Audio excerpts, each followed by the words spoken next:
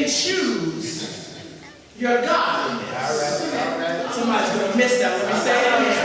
You can't pick and choose your godliness.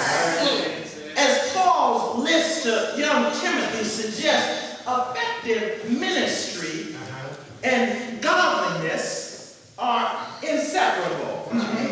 Remember, as Paul gives these instructions, he warns the readers away from the heretics' one-sided, totally subjective concept of spirituality and encourages leaders to be models of the true life in the spirit that involves the whole person. All right. Church, godliness has value in all things. All things. Not all things except when I talk to my parents. All things.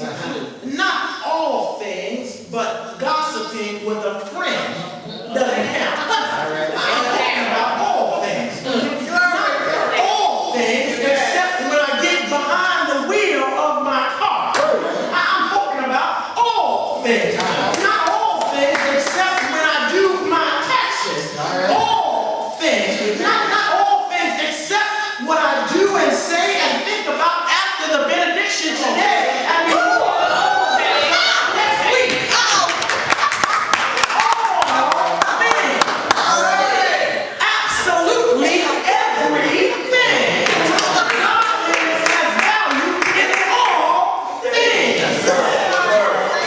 If you truly believe that, then the way you walk, the way that you talk will change. And the way that you do things will change. The places you go will change.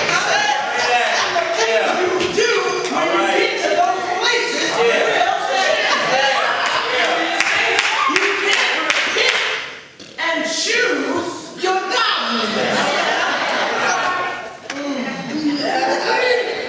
You can't pick and choose your godliness based upon where you are or who you're around. The text says that we must be an example in what we say. We must be an example in the way we live. We must be an example in our love, our faith, and our purity. Church, one day, sooner than we think, we will pass from this life into the next life. There will be a write-up in the newspaper on our behalf, and it's called an obituary. It will list when and where we were born, who our parents were, our brothers and sisters. It will state when we died, what we died of, and all that. Amen? It will list where we went to school and what our occupation was. Somebody knows where I'm going. It will list some major accomplishments, and somewhere in there, it will mention that we attended church faithfully. God forbid that our barber or beautician will get the paper and read our obituary